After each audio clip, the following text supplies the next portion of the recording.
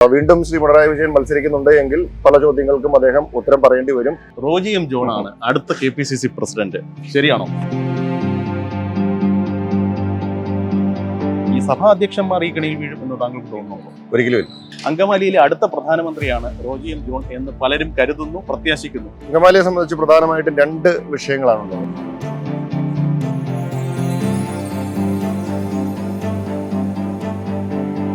നമസ്കാരം. വോക്കി ടോക്കിയുടെ പുതിയൊരു അധ്യായത്തിലേക്ക് എല്ലാവർക്കും സ്വാഗതം. ഇന്ന് നമ്മോടൊപ്പം അതിഥിയായി ചേരുന്നത് ഒരു യുവ തുർക്കിയാണ്. വിദ്യാർത്ഥി രാഷ്ട്രീയത്തിലൂടെ പൊതുപ്രവർത്തന രംഗത്തേക്ക് വന്ന് അവിടെ നിന്ന് അങ്കമാലിക്കാരുടെ പ്രിയങ്കരനായി മാറിയ അങ്കമാലിക്കാരുടെ സ്വന്തം MLA Shri Roji M John. അദ്ദേഹമാണ് ഇന്ന് നമ്മോടൊപ്പം പ്രഭാത സവാരിയിൽ ഒപ്പം ചേരുന്നത്. Welcome Shri Roji. Hello, hi, good morning. അങ്കമാലിക്കാരുടെ പ്രിയപ്പെട്ട MLA ആണ് നമ്മോടൊപ്പം ഇന്ന് ചേരുന്നത്. ആരോഗ്യമൊക്കെ ഓക്കെ ആണല്ലോ അല്ലേ? ഇടയ്ക്ക് എന്തോ ഒരു ആരോഗ്യം ഇപ്പോൾ ഓക്കെയാണ്. കാലിന്റെ ലെഗ്മെന്റ് ചെറിയൊരു സർജറി ചെയ്യേണ്ടി വന്നിരുന്നു. അപ്പൊ അതിന്റെ ഒരു കുറച്ച് നാളത്തെ വിശ്രമം ഉണ്ടായി. ഇപ്പൊ അത് മാറി വരുന്നു. ഓക്കെയാണ്. അപ്പൊ നടക്കുന്നതിന് കുഴപ്പമില്ല. നടക്കുന്നതിന് നമുക്ക് രാവിലെ ഒരു നടത്തമാവാം, കുറച്ച് കൊച്ചു വർത്താനമാവാം. ആദ്യം തന്നെ നമുക്ക് കോൺഗ്രസ് പൊളിറ്റിക്സിൽ നിന്ന് തുടങ്ങാം. പൊതുവെ കോൺഗ്രസ്സുകാരൊക്കെ ഇപ്പോൾ അടുത്തിടെ വലിയ സന്തോഷത്തിലാണ്. എന്തോ ഒരു വല്ലാത്തൊരു ഉന്മേഷം, ഒരു ആവേശം. എന്താ പ്രവർത്തകർക്ക് മൊത്തത്തിൽ ഈ ഒരു ഉന്മേഷത്തിന്റെ പിന്നിൽ എന്താ ആ ഒരു രഹസ്യം? ഒരു തിരിച്ചുവരവിന്റെ ആവേശമാണ് കാണുന്നത്. കാരണം ചരിത്രത്തിന് സമാനതകളില്ലാതെ കഴിഞ്ഞ തവണ ഒരു തുടർഭരണം ഉണ്ടായി. നമ്മുടെയൊക്കെ പ്രതീക്ഷകൾക്ക് വിരുദ്ധമായിട്ടാണ് അത് സംഭവിച്ചത്. പക്ഷേ ഇപ്പോൾ വീണ്ടും ഇനി അടുത്ത വർഷം ഒരു തെരഞ്ഞെടുപ്പിലേക്ക് നമ്മൾ പോവുകയാണ്. അപ്പോൾ അതിനുള്ള തയ്യാറെടുപ്പിലാണ് കോൺഗ്രസും UDFും ഒക്കെ.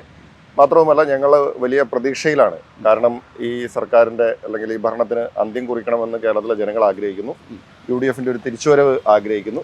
സ്വാഭാവികമായും ഞങ്ങൾ ആ പ്രതീക്ഷയ്ക്കൊത്ത് ഉയരാൻ വേണ്ടിയിട്ടുള്ള പരിശ്രമവും അതിൻ്റെ ഒരു സന്തോഷവും അതിൻ്റെ ഒരു ആവേശവും ഒക്കെയാണ് കാണുന്നത്. പ്രവർത്തകരിൽ അത് കാണാനുണ്ട്. തീർച്ചയായിട്ടും ഈ ഒരു ആത്മവിശ്വാസം തന്നെയാണോ? മുഖ്യമന്ത്രി ചർച്ചകളൊക്കെ വളരെ സജീവമായിട്ട് UDFിൽ നടക്കുന്നുണ്ടല്ലോ ഇപ്പോൾ. UDFിൽ മുഖ്യമന്ത്രി ചർച്ച നടക്കുന്നു, പൊതുസമൂഹം അതിനെക്കുറിച്ച് ചർച്ച ചെയ്യുന്നു എന്ന് പറയുന്നത് ഞങ്ങൾക്ക് വളരെ ആവേശം തരുന്ന ഒരു കാര്യമല്ലേ. കാരണം ഞാൻ നേരത്തെ പറഞ്ഞതുപോലെ കോൺഗ്രസ് തിരിച്ചു വരുന്നു, UDF തിരിച്ചു വരുന്നു.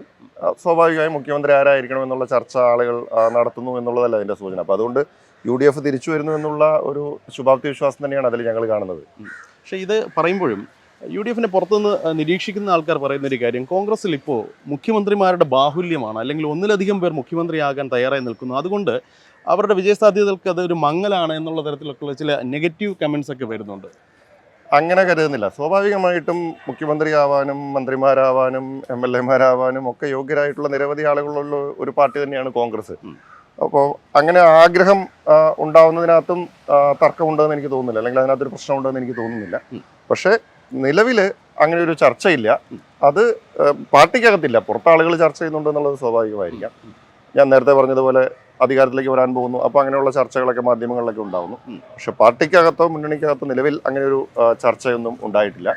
നമ്മളുടെ ഫോക്കസ് എന്ന് പറയുന്നത് UDFിനെ അധികാരത്തിൽ കൊണ്ടുവരിക എന്നുള്ളൊരു ഫോക്കസ് മാത്രമാണ് ഇപ്പോൾ. എതിർപക്ഷത്ത് നമ്മൾ ചിന്തിക്കുകയാണെന്നുണ്ടെങ്കിൽ ഇടതുപക്ഷത്തിൻ്റെ ഒരു കരുത്തെന്ന് പറയുന്നത് മുഖ്യമന്ത്രി പിണറായി വിജയൻ തന്നെയാണ്. അത് നമ്മൾ എന്തൊക്കെ അദ്ദേഹത്തോടുള്ള രാഷ്ട്രീയ വിയോജിപ്പുകൾ പറഞ്ഞാൽ അദ്ദേഹം കരുത്തനായ ഒരു നേതാവ് തന്നെയാണ്. അപ്പോൾ കഴിഞ്ഞ 2 ടൈമിലായിട്ട് അദ്ദേഹമാണ് LDFിനെ നയിക്കുന്നത്. അപ്പോൾ ഇദ്ദേഹത്തിൻ്റെ കാലാവധി കഴിയാറായി. ഇനിയിപ്പോൾ മുഖ്യമന്ത്രി അദ്ദേഹം വീണ്ടും ഒരു ടൈം കൂടെ വരില്ല എന്നുള്ളതൊക്കെ ആയിരുന്നു ആദ്യം പറഞ്ഞിട്ടുണ്ടായിരുന്ന ഒരു നെറേറ്റീവ്. പക്ഷേ ഇപ്പോൾ കേൾക്കുന്നു, ഇടതുപാളയത്തിൽ നിന്ന് കേൾക്കുന്ന ഒരു വിവരം എന്താണെന്ന് വെച്ച് കഴിഞ്ഞാൽ അദ്ദേഹം തന്നെ അടുത്ത തിരഞ്ഞെടുപ്പും അദ്ദേഹം തന്നെ കണ്ടിന്യൂ ചെയ്തേക്കാം. ഉറപ്പായിട്ടുള്ള കാര്യമല്ല, പക്ഷേ ദർ ഇസ് എ ചാൻസ്. അങ്ങനെ വരികയാണെങ്കിൽ മുഖ്യമന്ത്രി തന്നെ വീണ്ടും ഒരു ടൈം കൂടെ LDFിനെ നയിക്കാനായിട്ട് വരികയാണെങ്കിൽ അത് UDFിൻ്റെ വിജയസാധ്യതകൾക്ക് ദോഷകരമാകും എന്ന് പറഞ്ഞാൽ യോജിക്കുമോ? വിയോജിക്കുമോ? ഞങ്ങൾ കരുതും അത് അവരാരെ മത്സരിപ്പിക്കുന്നു, അവരാരെ മുഖ്യമന്ത്രി സ്ഥാനാർത്ഥിയാക്കുന്നു എന്നുള്ളതൊക്കെ അവരുടെ രാഷ്ട്രീയ തീരുമാനമാണ്, നമ്മളെ ബാധിക്കുന്ന പ്രശ്നമല്ല. പക്ഷെ നമ്മളതിനെ കാണുന്നത് ഈ 10 വർഷത്തെ പിണറായി വിജയൻ സർക്കാരിൻ്റെ ഭരണം, അതിനെതിരായിട്ടുള്ള ഒരു ജനവികാരമുണ്ട്. അപ്പോൾ സ്വാഭാവികമായും ഞങ്ങളത് ഉയർത്തി കാണിച്ച് തന്നെയായിരിക്കും തെരഞ്ഞെടുപ്പിനെ അഭിമുഖീകരിക്കുക. അപ്പോൾ വീണ്ടും ശ്രീ പിണറായി വിജയൻ മത്സരിക്കുന്നുണ്ട് എങ്കിൽ പല ചോദ്യങ്ങൾക്കും അദ്ദേഹം ഉത്തരം പറയേണ്ടി വരും. അങ്ങനെ ഉത്തരം മുട്ടിക്കുന്ന ചോദ്യങ്ങൾ ഞങ്ങൾ ചോദിക്കുകയും ചെയ്യും. അതായത് അപ്പുറത്ത് മുഖ്യമന്ത്രി അല്ല, ഇനി ആര് വന്നാലും UDF പേടിക്കുന്നില്ല. കാരണം ഇപ്പൊ ജനങ്ങൾ ഈ സർക്കാരിനെതിരാണ്. ആ സർക്കാരിന് നേതൃത്വം കൊടുക്കുന്ന മുഖ്യമന്ത്രി സ്വാഭാവികമായിട്ടും അതുകൊണ്ട് തന്നെ അതിന്റെ ഒരു ഉത്തരവാദിത്വം ഉണ്ട്. അപ്പോൾ ഞങ്ങൾക്ക് ആ വിഷയങ്ങൾ കൂടുതലായിട്ട് ഉയർത്തി കാണിക്കാൻ സാധിക്കുമെന്ന് തന്നെയാണ് ഞങ്ങൾ കരുതുന്നത്. ഇപ്പോൾ മുഖ്യമന്ത്രി സ്ഥാനാർത്ഥി കോൺഗ്രസിനെ കുറിച്ച് അല്ലെങ്കിൽ കോൺഗ്രസുമായി ബന്ധപ്പെട്ടിട്ടുള്ള മുഖ്യമന്ത്രി സ്ഥാനാർത്ഥി ചർച്ചകളൊക്കെ ഓക്കെ, ഫൈൻ, നമുക്ക് മനസ്സിലാക്കാം, അത് സ്വാഭാവികമാണ്. പക്ഷേ അടുത്തിടെ അതും ഈ പറയുന്നില്ല, പാർട്ടി വക്താക്കൾ പറയുന്നതല്ല, പക്ഷേ പൊതുവേ കേൾക്കുന്ന ഒരു കാര്യം, ലീഗിനെ പോലും അല്ലെങ്കിൽ ലീഗിൽ നിന്നൊരു മുഖ്യമന്ത്രി വരുന്ന ആ ഒരു സാഹചര്യത്തെക്കുറിച്ച് പോലും ചർച്ചകളൊക്കെ വരുന്നു. എന്താ അങ്ങനെ ഒരു ചർച്ച വരാൻ കാരണം? അങ്ങനെ ഒരു ചർച്ച ഉണ്ടായിട്ടില്ല. അത് ഒരു മാധ്യമപ്രവർത്തകൻ ബഹുമാനായിട്ടുള്ള സാദിഖ് അലി തങ്ങളോടൊരു ചോദ്യം ചോദിക്കുകയും അതിൻ്റെ ഒരു ഉത്തരമെന്ന രീതിയിൽ അദ്ദേഹം ആ സാഹചര്യം പറഞ്ഞതാണ്. അല്ലാണ്ട് അങ്ങനെ ഒരു മുഖ്യമന്ത്രി, ഞാൻ പറഞ്ഞല്ലോ, അങ്ങനെ ഒരു മുഖ്യമന്ത്രി ചർച്ച ലീഗിനകത്തോ അല്ലെങ്കിൽ കോൺഗ്രസിനകത്തോ ഔദ്യോഗികമായിട്ട് ഞങ്ങളാരും നടത്തിയിട്ടില്ല. വന്നിട്ടില്ല. കോൺഗ്രസിനെ കുറിച്ച് എപ്പോഴും പറയുമ്പോൾ രാഷ്ട്രീയ നിരീക്ഷകരും പൊതുവെ സമൂഹത്തിൽ ആരോട് ചോദിച്ചാലും അവർക്ക് ഭയങ്കര ഗ്രൂപ്പ് കളിയൊക്കെയാണ് എന്നൊക്കെയാണ് പൊതുവെ ഒരു ആക്ഷേപമായിട്ട് തന്നെ പലരും പറയാറുണ്ട്. പക്ഷേ എന്നാൽ കഴിഞ്ഞ കുറച്ച് നാളുകളായിട്ട് നോക്കിക്കഴിഞ്ഞാൽ കോൺഗ്രസിൽ ഇപ്പോൾ പഴയ പോലെ ഗ്രൂപ്പൊന്നും ഇല്ല എന്നാണ് എല്ലാ നേതാക്കന്മാരും അസന്നിഗ്ധമായിട്ട് പറയുന്നത്. താങ്കൾക്ക് എന്ത് തോന്നുന്നു, ഈ ഗ്രൂപ്പുകൾ ഇപ്പോൾ ഉണ്ടോ ഇല്ലയോ, എന്താ അവസ്ഥ? പഴയ രീതിയിലുള്ള ഗ്രൂപ്പുകൾ ഇപ്പോൾ ഇല്ല. പണ്ടുണ്ടായിരുന്നു, പണ്ട് ഗ്രൂപ്പൊക്കെ ഉണ്ടായിരുന്നു. അത് നമ്മൾ യാഥാർത്ഥ്യം നമ്മൾ നിഷേധിച്ചിട്ട് കാര്യമില്ലല്ലോ.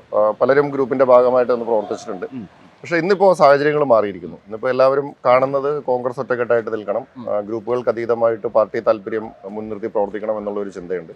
അപ്പോൾ അതിൻ്റെതായിട്ടുള്ള ഒരു യോജിപ്പുണ്ട്. പിന്നെ ചില അഭിപ്രായ വ്യത്യാസങ്ങളൊക്കെ ഉണ്ടാവും. കാരണം ഇതൊരു ജനാധിപത്യ സംവിധാനമല്ലേ. കോൺഗ്രസ് പാർട്ടി എന്ന് പറയുന്നത് അഭിപ്രായ സ്വാതന്ത്ര്യമുള്ള ഒരു പാർട്ടിയാണ്. അത് പാർട്ടിക്ക് അകത്തായാലും പുറത്തായാലും ഒക്കെ അങ്ങനെ അഭിപ്രായങ്ങൾ പറയാൻ സ്വാതന്ത്ര്യം അനുവദിച്ചു കൊടുത്തിട്ടുള്ള ഒരു അഭിപ്രായം ഉള്ളിടത്ത് അഭിപ്രായ വ്യത്യാസം ഉണ്ടാവും. ഇപ്പം CPM-നെ പോലെ പിണറായി വിജയന്റെ അഭിപ്രായം എല്ലാവരും ഏറാൻ മൂളുന്ന ഒരു സംവിധാനമാണ് എങ്കിൽ അഭിപ്രായ വ്യത്യാസങ്ങൾ ചിലപ്പോൾ ഉണ്ടാവില്ല.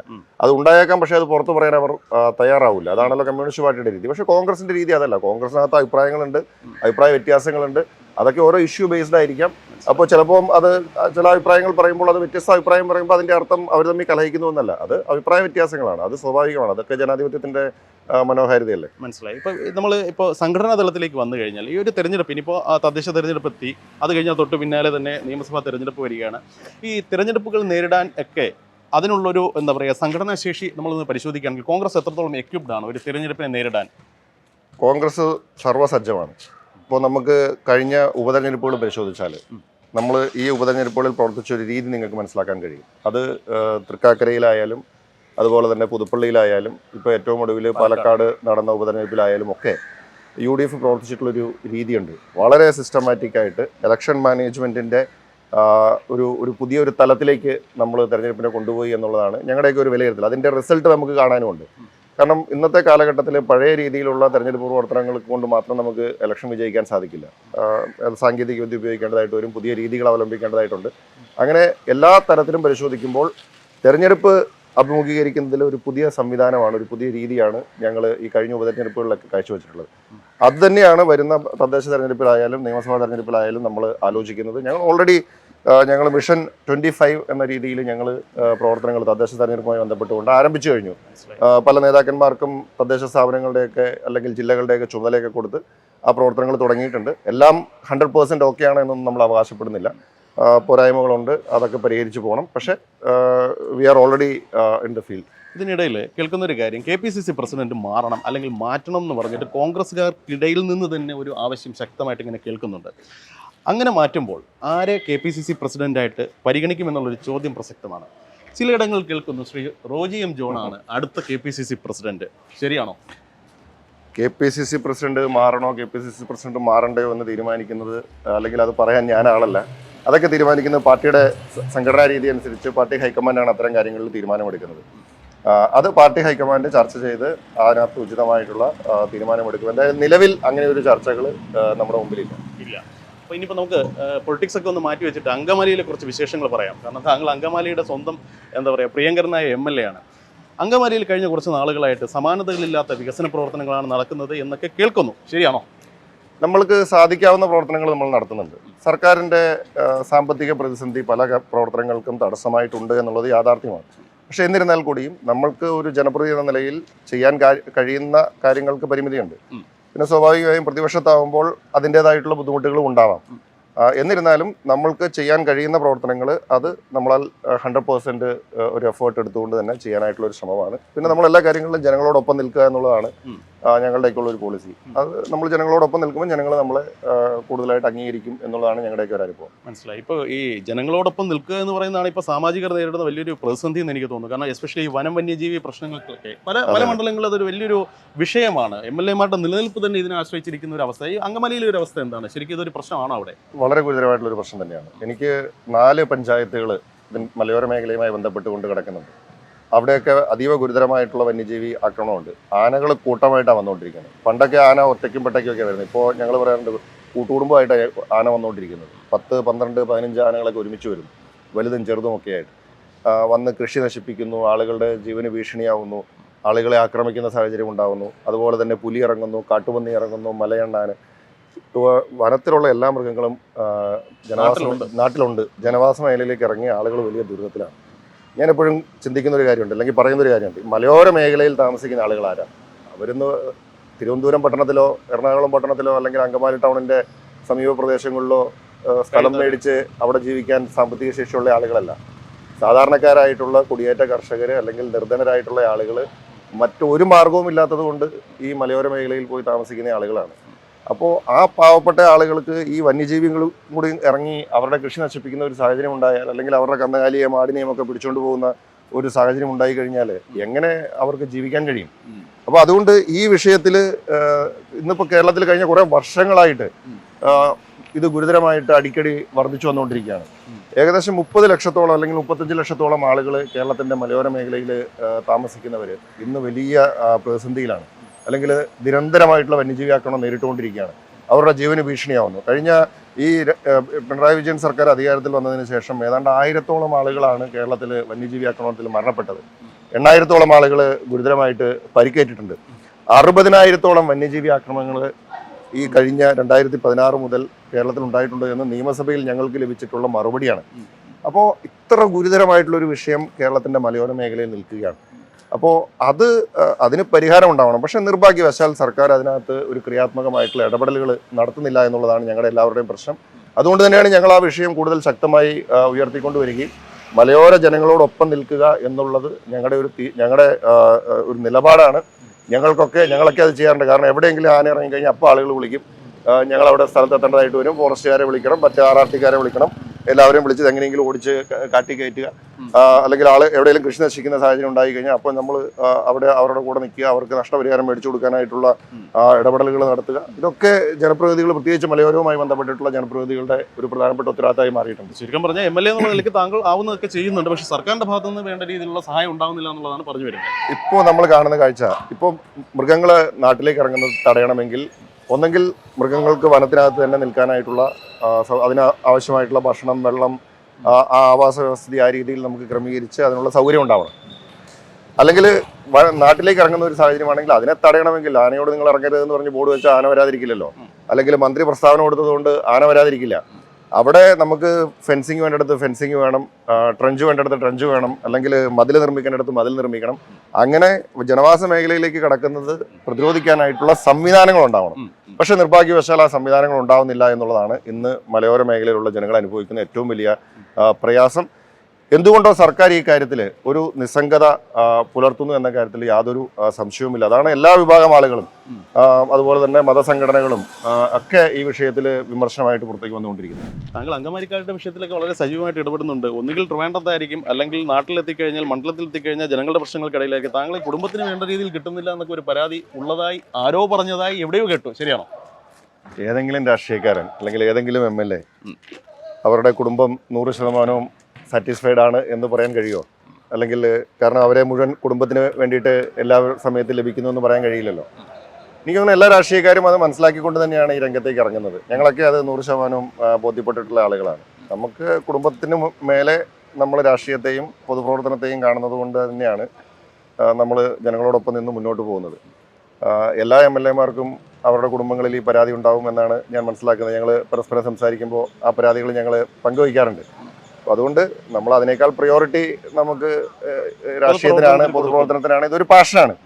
അതുകൊണ്ട് നമ്മൾ അത് അത്ര ഗൗരവമായിട്ട് എടുക്കാറില്ല. ആ പരാതി വീട്ടുകാർക്ക് എപ്പോഴും ഉണ്ട്.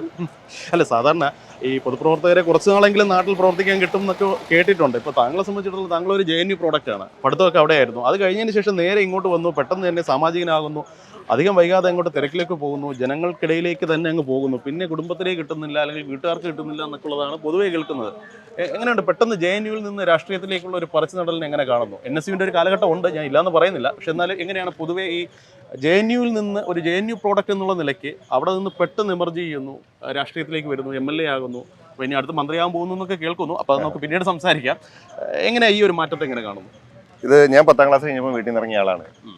ഞാൻ സ്കൂളിങ് 10ാം ക്ലാസ് വരെ കണ്ണൂരായിരുന്നു. അതിനുശേഷം ഡിഗ്രിക്ക് പഠിക്കാൻ വേണ്ടിയിട്ട് എറണാകുളത്ത് വന്ന് അവിടെ ഹോസ്റ്റലിൽ താമസിച്ചു തുടങ്ങിയതാണ്. ഒരർത്ഥത്തിൽ പറഞ്ഞാൽ അന്ന് ഇറങ്ങിയതിന് ശേഷം ഇതുവരെ തിരിച്ച് വീട്ടിലേക്ക് കയറിയിട്ടില്ല എന്ന് വേണമെങ്കിൽ പറയാം. അപ്പോൾ അതുകൊണ്ട് വീട്ടിൽ നിന്ന് മാറി നിൽക്കുന്നു എന്നുള്ളത് ഒരു പുതുമയുള്ള കാര്യമല്ല. അത് ഇപ്പോൾ ജീവിതത്തിൻ്റെ ഭാഗമായി ശീലമായി മാറിയിട്ടുണ്ട്. പിന്നെ ഇപ്പോൾ അങ്കമാലിയിൽ സ്വാഭാവികമായും താമസിക്കുന്നു. വീട്ടുകാരൊക്കെ കൂടെയുണ്ട് എന്നുള്ള ഒരു സന്തോഷവുമുണ്ട്. പിന്നെ ഞാൻ JNUവിൽ നിന്ന് രാഷ്ട്രീയത്തിലേക്ക് യാദൃശ്ചികമായി കടന്നു വന്നയാളല്ല. ഞാൻ തേവരയിൽ പഠിക്കുമ്പോൾ തന്നെ അവിടെ KSU സജീവമായിരുന്നു. തേവര കോളേജ് യൂണിയൻ ചെയർമാനായിരുന്നു. പിന്നെ JNUവിൽ പോയപ്പോൾ സ്വാഭാവികമായും അവിടെ NSUവുമായി ബന്ധപ്പെട്ട് പ്രവർത്തിച്ചു. അവിടെ യൂണിയനിൽ കൗൺസിലറൊക്കെ ആയി വിജയിക്കാൻ സാധിച്ചു. അങ്ങനെ NSU ദേശീയ നേതൃത്വത്തിലേക്കൊക്കെ കടന്നു വന്ന് പിന്നെ തെരഞ്ഞെടുപ്പ് രംഗത്ത് അങ്കമാലിയിൽ വരികയാണ് ഉണ്ടായത്. അപ്പോൾ അതുകൊണ്ട് അതൊരു യാദൃശ്ചികമായിട്ടുണ്ടായതല്ല, ഒരു സ്വാഭാവികമായിട്ടുണ്ടായ ഒരു യാത്രയാണ്. പിന്നെ നേരത്തെ പറഞ്ഞ മറ്റ് രാഷ്ട്രീയക്കാരിൽ നിന്ന് വ്യത്യസ്തമായി കേരളത്തിലൊരു ഇന്നിങ്സ്, ഒരു ചെറിയൊരു ഇന്നിങ്സ് കഴിഞ്ഞതിന് ശേഷം ഡൽഹിയിൽ പോയി JNUവിൽ ഒരു ഇന്നിങ്സ് കഴിഞ്ഞിട്ട് തിരിച്ച് കേരളത്തിൽ വന്നു എന്ന് വേണമെങ്കിൽ നമുക്ക് പറയാം. അപ്പോൾ അതുകൊണ്ട് അതിനകത്ത് പുതുമയൊന്നുമില്ല. പിന്നെ അടുത്ത സർക്കാർ സ്വാഭാവികമായിട്ടും വരും. അത് ഞങ്ങൾ അങ്കമാലിയിലായാലും നമ്മൾ പ്രതീക്ഷിക്കുന്നത് നല്ലൊരു വിജയം ഉണ്ടാവണം എന്നുള്ളത് തന്നെയാണ് ഞങ്ങളുടെയൊക്കെ പ്രതീക്ഷ.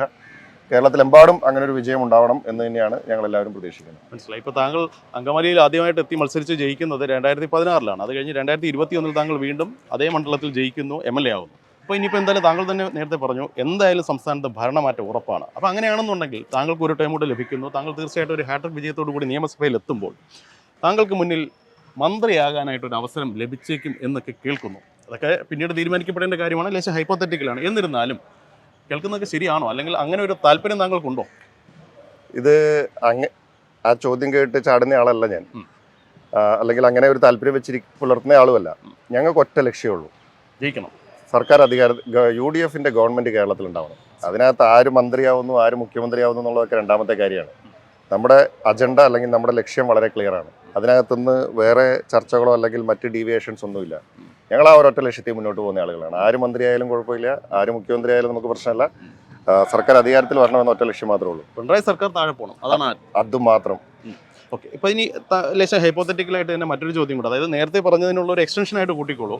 ഇപ്പോൾ താങ്കൾ എന്തായാലും അങ്കമാലിയിൽ ഒരു ടൈം കൂടെ എന്തായാലും മത്സരിക്കും എന്നുള്ള ഉറപ്പാണ്. കാരണം 2 ടൈം വിജയിച്ച് അവിടുത്തെ ആൾക്കാരുടെ ഒരു കണ്ണിലുണ്ണിയായിട്ട് നിൽക്കുകയാണ്. അപ്പോൾ വീണ്ടും ഒരു അവസരം കൂടെ കിട്ടുന്നു, അങ്കമാലിക്കാർ താങ്കൾ ജയിപ്പിക്കുന്നു. അതുപോലെ തന്നെ താങ്കൾ നേരത്തെ പറഞ്ഞതുപോലെ അല്ലെങ്കിൽ പ്രത്യാശിച്ചതുപോലെ സംസ്ഥാനത്ത് ഭരണമാറ്റം വരുന്നു. ദെൻ സ്വാഭാവികമായിട്ടും നേരത്തെ പറഞ്ഞ ചോദ്യം, അതായത് മുഖ്യമന്ത്രി ആരെന്നുള്ളൊരു ചോദ്യം വരും. താങ്കൾക്ക് മുന്നിൽ കുറച്ച് ഓപ്ഷൻസ് തരികയാണ്.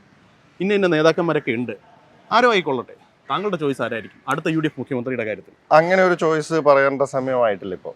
മാത്രവുമല്ല, അത് ഞങ്ങൾ മാധ്യമങ്ങളല്ലല്ലോ ചർച്ച ചെയ്യുന്നത്. ഞങ്ങൾ പാർട്ടിയിൽ അത് ചർച്ച ചെയ്യുന്നതിനുള്ള വേദികളുണ്ട്.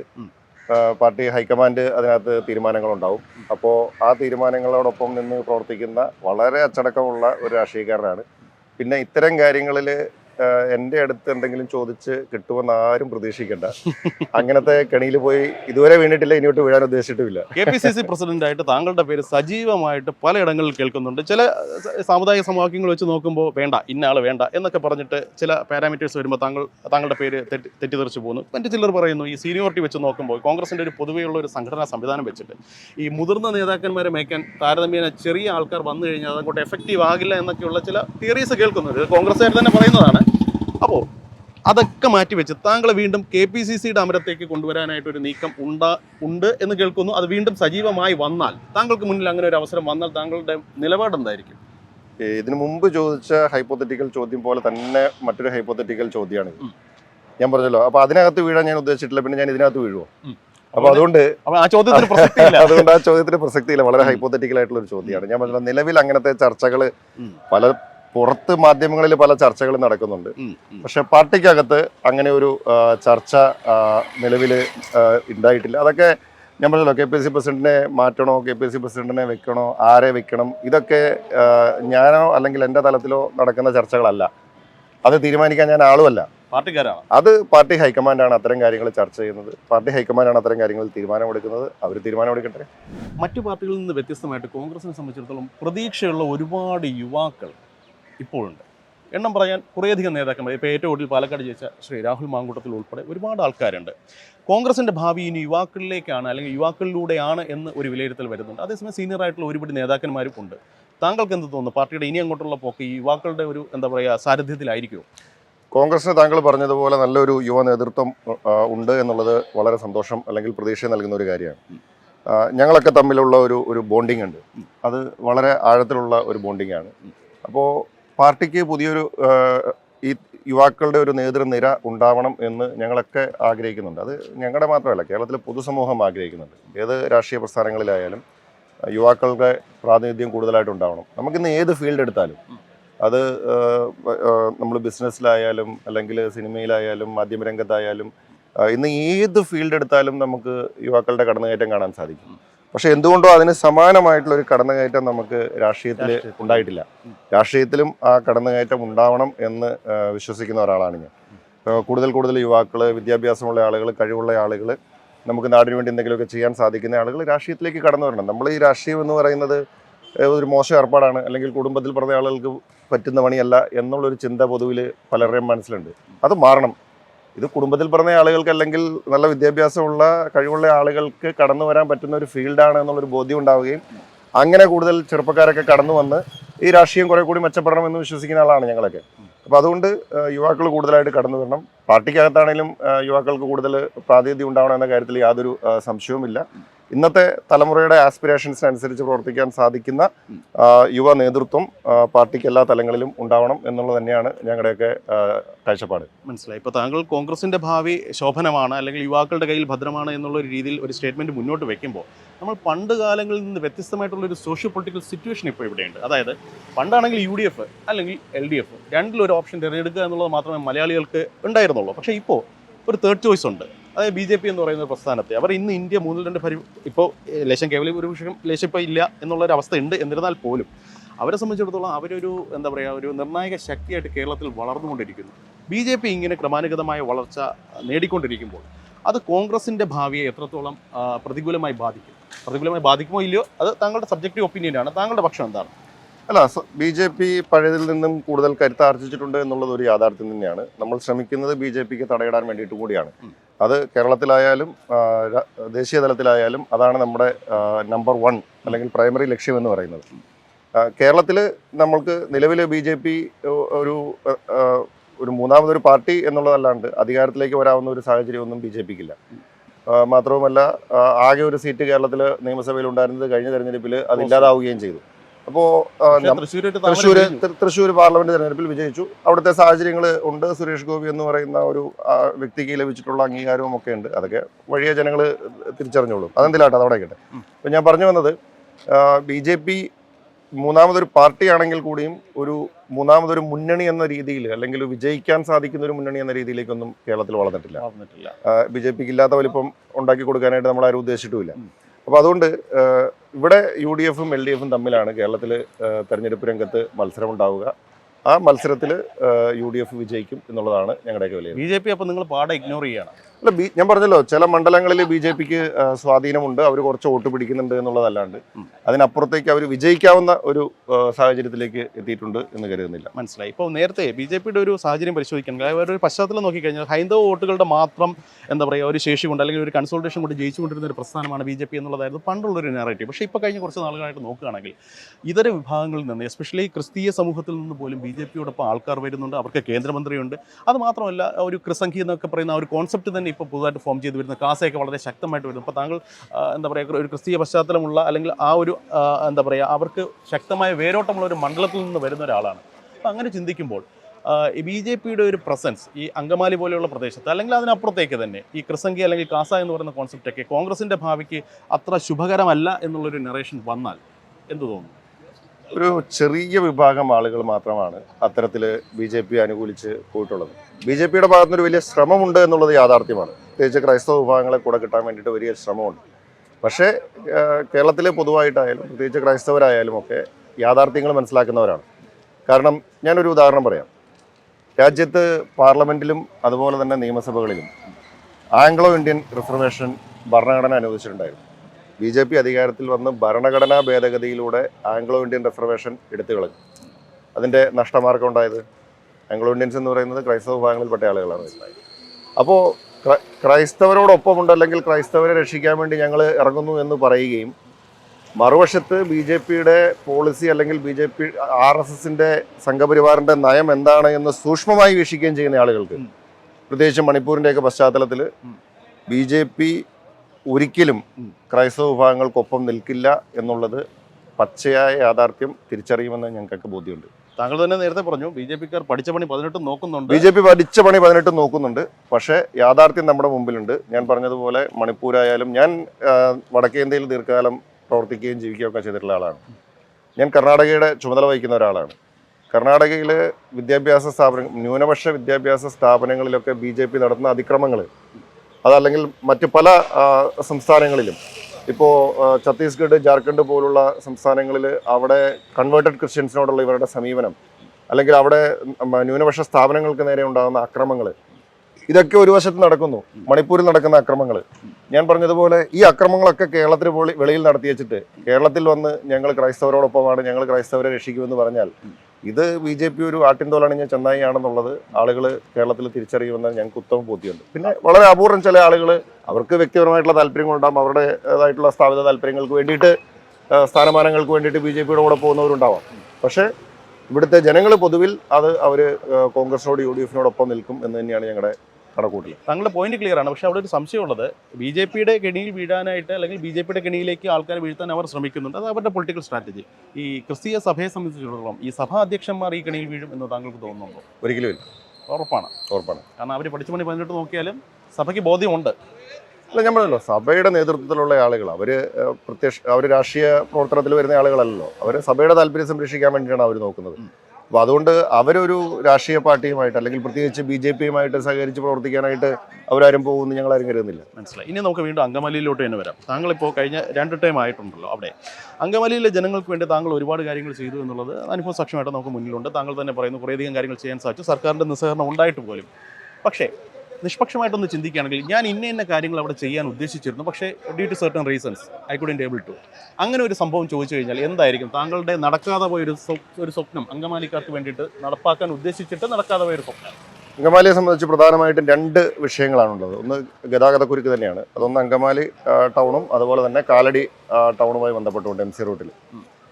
അപ്പോൾ അവിടെ 2 ആവശ്യങ്ങളായിരുന്നു ഉണ്ടായിരുന്നത്. ഒന്ന്, കാലടിയിലൊരു സമാന്തര പാലം ബൈപ്പാസ് ഉണ്ടാവുക, അങ്കമാലിക്ക് ഒരു ബൈപ്പാസ് ഉണ്ടാവുക. ഇതിൽ കാലടി പുതിയ പാലത്തിൻ്റെ നിർമ്മാണം നടന്നുകൊണ്ടിരിക്കുകയാണ്. വളരെ സന്തോഷമുള്ള കാര്യമാണ്. 2025 കാലടിയിൽ പുതിയ പാലം പൂർത്തീകരിക്കപ്പെടും. അതിനുള്ള തീവ്ര പരിശ്രമത്തിലാണ് നമ്മളെല്ലാവരും. പക്ഷേ അങ്കമാലിയെ സംബന്ധിച്ചിലേക്ക് വരുമ്പോൾ അങ്കമാലി ബൈപ്പാസ് അത് സർക്കാർ കിഫ്ബി പ്രഖ്യാപനം ഉണ്ടായെങ്കിലും അത് ഇതുവരെ അതിൻ്റെ ഇംപ്ലിമെൻറ്റേഷനിലേക്ക് എത്തിയിട്ടില്ല. അതിൻ്റെ ലാൻഡ് അക്വിസിഷൻ നടപടികൾ അനന്തമായി നീണ്ടുപോയിക്കൊണ്ടിരിക്കുകയാണ്. മാത്രമല്ല കിഫ്ബി പദ്ധതികൾക്കുണ്ടാകുന്ന ഒരു വലിയ കാലതാമസമുണ്ട്. എല്ലാം പ്രഖ്യാപനങ്ങളിൽ നിൽക്കുകയാണ്, പക്ഷേ പ്രായോഗിക തലത്തിലേക്ക് നടത്തിയെടുക്കുവാനായിട്ടുള്ള പ്രയാസങ്ങളുണ്ട്. അതിൻ്റെ തീവ്രമായിട്ടുള്ള പരിശ്രമത്തിലാണ്. ഇതുവരെ നമുക്കത് ആരംഭിക്കാൻ കഴിഞ്ഞിട്ടില്ല. എന്തായാലും 2026 മുമ്പായിട്ട് അത് ആരംഭിക്കുവാനായിട്ടുള്ള, അത് തുടങ്ങി വയ്ക്കുവാനായിട്ടുള്ള ഒരു തീവ്ര പരിശ്രമത്തിൽ തന്നെയാണ്. ഇപ്പോൾ എന്തായാലും താങ്കളുടെ വികസന സ്വപ്നങ്ങളെല്ലാം പൂവണിയട്ടെ എന്ന് പ്രത്യാശിക്കുന്നു. പക്ഷേ അങ്കമാലിക്കാരുമായിട്ട് സംസാരിക്കുമ്പോൾ അങ്കമാലിക്കാർ പറയുന്നത് നമുക്കൊരു പ്രധാനമന്ത്രിയെ വേണം. പ്രധാനമന്ത്രി in the sense prime minister അല്ല, നമുക്കൊരു പ്രധാനമന്ത്രിയെ വേണം. അങ്കമാലിയിലെ അടുത്ത പ്രധാനമന്ത്രിയാണ് റോജി എം ജോൺ എന്ന് പലരും കരുതുന്നു, പ്രത്യാശിക്കുന്നു. പ്രത്യാശ വെറുതെ ആകുമോ? ആഗ്രഹ പൂർത്തീകരണം ഉണ്ടാവുമോ? ഞാൻ പറഞ്ഞല്ലോ, നമ്മൾക്ക് ഒറ്റ ലക്ഷ്യമേ ഉള്ളൂ. നമ്മുടെ ലക്ഷ്യം UDF-നെ അധികാരത്തിലെത്തിക്കുക എന്നുള്ളതാണ്. UDF-നെ അധികാരത്തിലെത്തിക്കുമ്പോൾ സ്വാഭാവികമായും അങ്കമാലിയിൽ നിന്ന് ഒരു ജനപ്രതിനിധി ആ നിയമസഭയിൽ ഉണ്ടാവും. UDF-ന്റെ ഒരു ജനപ്രതിനിധി അത് ഉണ്ടാവും. അത് തന്നെയാണ് ഞങ്ങളുടെ എല്ലാവരുടെയും ലക്ഷ്യം. അതിനപ്പുറത്തേക്ക് മറ്റൊരു ലക്ഷ്യവും ഇപ്പം നമ്മുടെ മുമ്പിലില്ല.